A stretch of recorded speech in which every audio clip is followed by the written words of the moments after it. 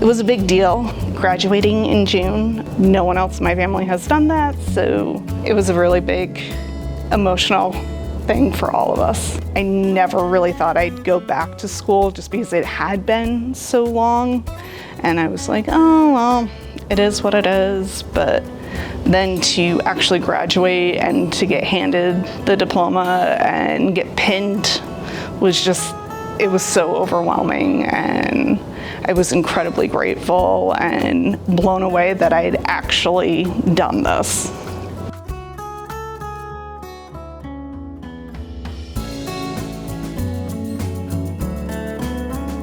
My name is John Willard. I'm the owner and lead guide of Willard Mountain Guides and a Vermont State University alumni. Step up and reach up and right is really good. I'm definitely pretty proud of pushing on and not giving up, because there's definitely many moments where things were getting hard and things were getting tough, and you're like, what's the point of this? And definitely, yeah, my mom definitely was like, you should just keep going. Like, don't stop, just keep it going. And so, definitely pretty proud to finish it and say that I got the degree and actually be using it. Like, my mom always just kind of pushed it. She was like, go to college, go to college, go to college. And I was like, all right.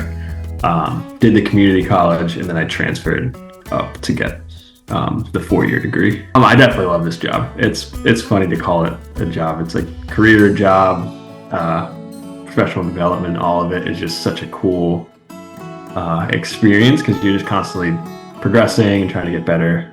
Hi, I'm Alexandria Whitcomb, and I'm a first-generation college student studying early childhood education at VTSU. She found a T for Tanner. I think I was raised in a really, I wouldn't say uneducated house, but a household that education definitely was not a top priority. My parents both still have wonderful jobs and were able to provide for us without an education, and I think that now we're gearing more towards really not being able to provide for our families without an education. Even at 32, going back and getting a degree at any age is really important. I definitely feel supported through all of the faculty, and everyone has been really understanding that people are working 40 plus hours a week, and people do have families and other obligations. My advice would be to talk to an advisor. I feel like there's so many supports in Vermont right now,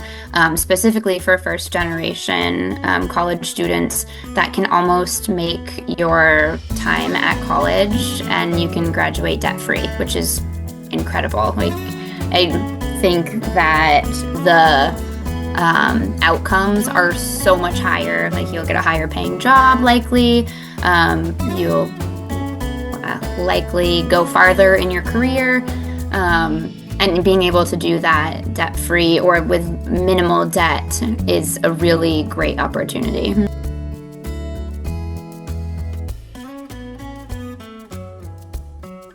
I did my undergraduate degree at Binghamton University in New York, which is a SUNY school, and I grew up in the Syracuse area. Even though my parents did not go to college, it was never an idea that my brother and I would not go. It was always assumed that we would go. I did my graduate work at Binghamton also, which came about generally because I was studying math and psychology, hoping to be a math teacher, and then determined that I didn't really have patience for people who didn't understand math.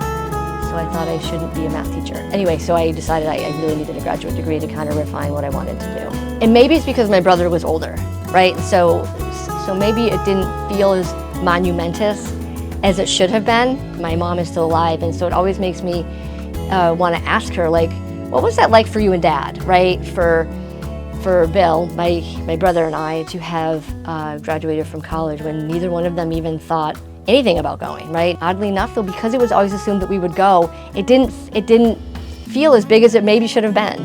But again, I'd like to ask my mom about that. I do feel that my first generation status, it's why I do have it proudly on my door, and I have had it proudly on my door for years, because I feel like we have so many first generation students here. I've always felt that hopefully that makes me seem much more approachable, and that positions of leadership in sport, because I was in the industry of sport for 20 years, almost 20 years before I started teaching about it.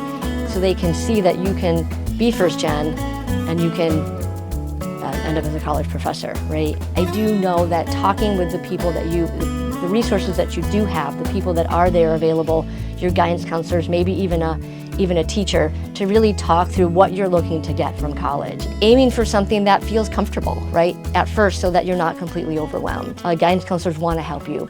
Your school psychologists want to help you. Your teachers want to help you, and they want to get you to where you're going to be happiest in life.